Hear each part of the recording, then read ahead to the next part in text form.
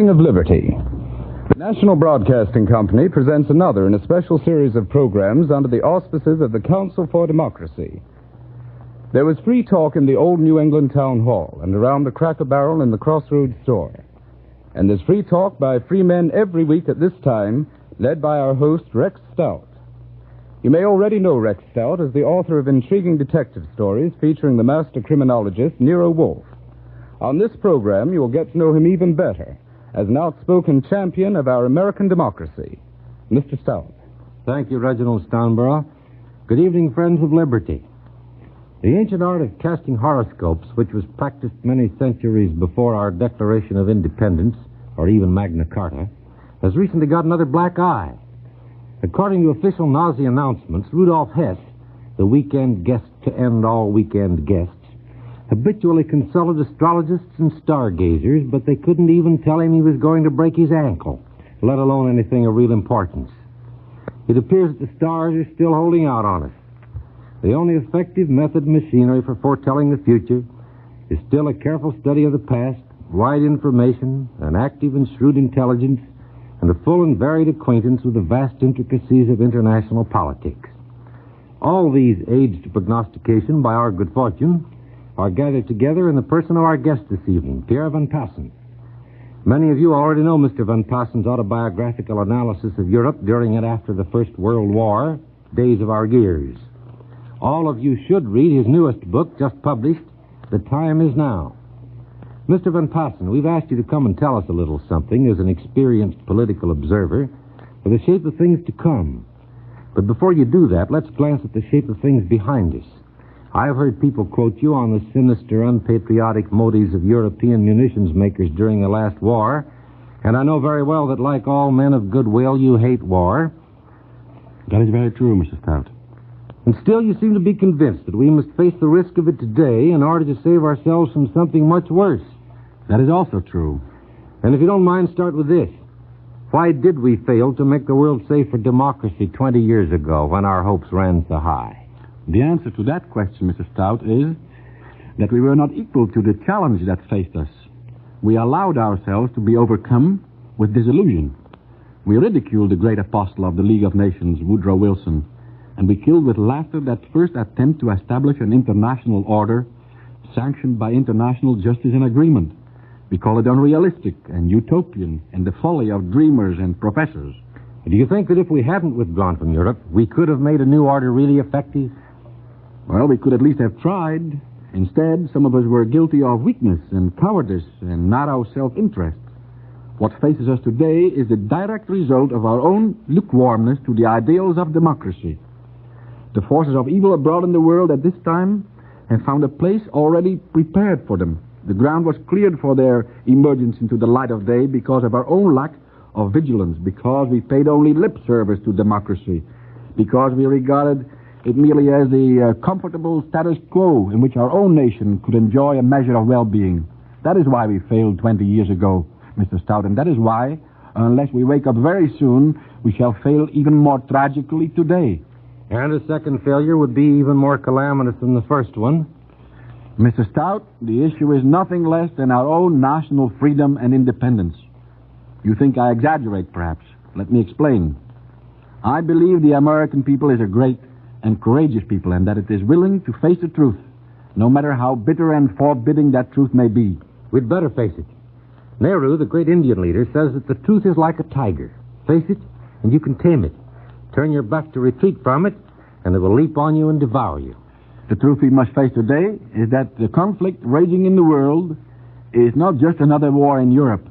It is the preliminary to the last great battle of the West, the duel of hemispheres and continents, before the course of the world is established for the next 1,000 years. What the British are fighting, what threatens us today, also is the Nazi drive for world power. It is das Weltreich der Deutsche. Great Britain is the great bulwark, and the only bulwark in the enemy's path to our shores. You aren't speaking literally, are you, Mr. Van Paasen, or do you really think that invasion of America is possible? I know what is being said, Mr. Stout. With a two-ocean navy, with our impregnable position between two great bodies of water, how can an enemy ever break through our American defenses? But I would remind you that armaments are useless if you are outmaneuvered before there is any actual fighting. Czechoslovakia was unquestionably, for her size, the best equipped and best prepared country of Europe.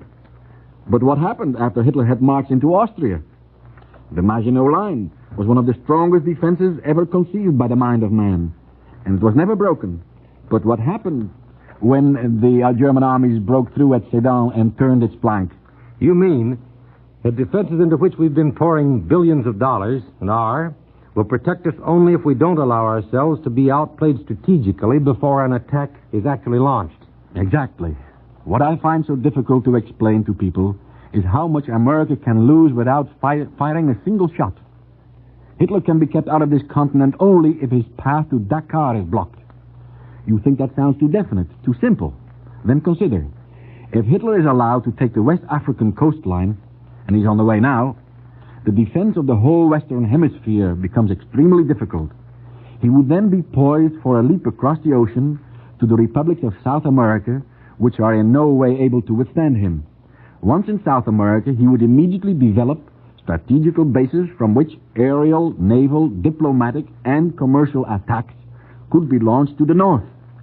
I tell you, Mr. Stout, Hitler's march around the oceans can be stopped only if serious obstacles can be placed in his path, either at Dakar or in Egypt or in Persia or in British India. That's a striking phrase, Mr. Van Paasen, the march around the oceans. But Hitler isn't in a position to do anything like that now, is he?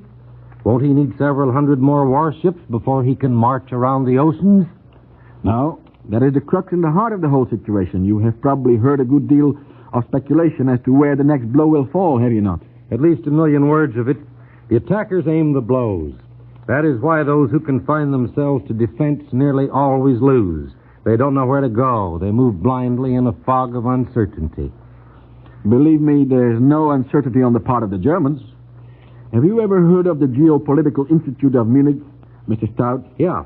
They used to call it the Institute of Political Oceanography, didn't they? Yeah. You know more than most Americans, or English either, for that matter. The Geopolitical Institute, Mr. Stout, is the political and military planning academy of the German Reich. It has been in continuous existence for 45 years. 45 years? That goes back to the 19th century. It does? Do you remember the famous political cartoon in Punch 40 years ago called Dropping the Pilot? Sure, when the Kaiser decided to get along without Bismarck. It's been reprinted hundreds of times, and the Kaiser had the whole world guessing. The accepted story was that Bismarck disagreed with the Kaiser's view on labor legislation. Actually, Wilhelm had decided to adopt the views and the plans of the Geopolitical Institute, and Bismarck refused to agree with him. As I see it, Germany's policy of today dates from that moment. But you haven't told us yet how Hitler is going to march around the oceans without a dominant navy. A lot of people would say that was impossible. But the Institute has a plan with which Germany can completely nullify and defeat the British Navy without ever fighting a battle on the sea. Hitler's armies are driving to those shores from which they can dominate the shipping of the world. In other words, the German army is pitted against the British Navy. The battle we have been taught to consider impossible is being fought at this moment, and the Nazis are proceeding entirely according to plan. Hitler can fight the Battle of the Pacific as well as the Battle of the Atlantic without ever invading the British Isles. The skeptics still shake their heads, Mr. Van Paasen. With the British Navy together with our own still in command of the sea? That is just the point, Mr. Stout. The British Navy will not be in command of the sea because it will have no more bases and harbors from which to fight. Its foreign bases seized, its home ports and dockyards bombed into junk. Of what use will be the Navy if it has nowhere to land, nowhere to take on ammunition, nowhere to go for repairs? No, believe me, the march around the oceans is no idle dream or boast. Gradually, as the smoke and dust lift over the battlefields, the geographic significance of Hitler's conquests reveals itself. His military moves conform strictly to the design mapped out by the Geopolitical Institute, and the goal is the final domination of the oceans. Look for yourself. Merely glance at the globe of the world. Why did Hitler intervene in Spain? Why did he assist the Italians in North Africa and Greece? Because even as early as the Spanish Civil War, his two objectives were Gibraltar and Suez. With those 2 points in German hands, all British operations in the entire Mediterranean basin become impossible. And the Mediterranean itself is just the beginning. Actually, it is merely a great canal connecting the Atlantic and the Pacific. Conquest of the Mediterranean is the prologue to the Battle of the Oceans. Well, if Hitler wanted to conquer Greece as a stepping stone, why did he wait so long before he came to Mussolini's help? Did he just want to show his partner up? Oh, no. The German plan proceeded accurately on schedule. They waited, please observe, until the British had come to the aid of the Greeks, and in so doing had weakened their forces in Libya. Then what? Why, the Italian fleet comes out and is chased and caught by the British at Cape Matapan, but at the same moment, with British attention safely distracted and their land forces dispersed, the Germans quickly ferried their troops and tanks to Tripoli.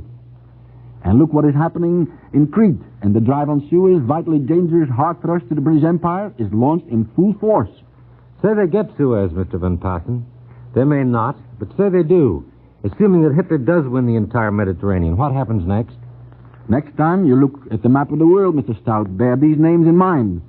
There are not many names, barely more than half a dozen, but ask yourself what effect they would have on the control of seaborne commerce, or on navies desperately trying to defend the British Empire and the continental United States. Gibraltar and Suez have already been considered. Dakar and Cape Town in Africa, Singapore, Natal on the east coast of South America, Panama, Manila and Pearl Harbor at Hawaii are, of course, islands and cannot be reached. But if Dakar falls, every other one of these great bases can be reached by German tanks and guns by routes that go over land, or such short stretches of water that their approach can be covered by land-based aircraft. That, Mr. Stout, is the march around the oceans, the master plan by which Hitler could defeat the British Navy and threaten the coasts of the continental United States without ever invading the British Isles, unless steps are taken to stop him soon. If we do decide to stop him, how are we going to do it? Not, I presume, by making faces at him. Oh, no. First of all, we must keep our eyes glued on the continent of Africa, because it is there that the battle for the Atlantic will be fought. If the march of the German armies is to be stopped, we must let them know where we consider our line of defense to begin, and convince them that if they cross that line, we will intervene to stop them. And proclaim our intention and our invincible resolution to the Turks and Czechs and Dutch and Norwegians and French, to all the millions who desperately need a new breath of hope, and if they get it, can help immeasurably. Yes, Mr. Stout, we must face the fact that grave and far-reaching events are bearing down upon us, and meet them with courage and imagination. Out of the torment and anguish of our era must come the eventual restoration of the dignity of man. We must somehow send this message over the heads of the fascist governments to the now silent and imprisoned and regimented peoples they have conquered, and to the people of Germany, too. The prisoners must be set free, and everywhere it is the banners of the peoples that must go forward. Thank you, Mr. Van Paasen. That has the authentic ring of the battle cry of an idealist, and at the same time sounds like good, hard common sense. A democracy needs its Alexander Hamiltons as well as its Patrick Henrys. Ladies and gentlemen, our guest this afternoon is Pierre Van Paasen. This is Rex Stout saying goodbye until next week. You have just heard the sixth of a special series of programs entitled Speaking of Liberty, brought to you each week at the same time by the National Broadcasting Company in cooperation with the Council for Democracy, a national organization dedicated to the propagation of an American faith in democracy. Next week, Rex Stout will bring Louis Adamick to the microphone. A copy of the script of this broadcast will be mailed free to anyone requesting it. Please address your letter or card to the Council for Democracy, 285 Madison Avenue, New York City. Speaking of Liberty has been presented as a public service by NBC and the independent radio stations associated with the Red Network of the National Broadcasting Company, RCA Building, Radio City, New York.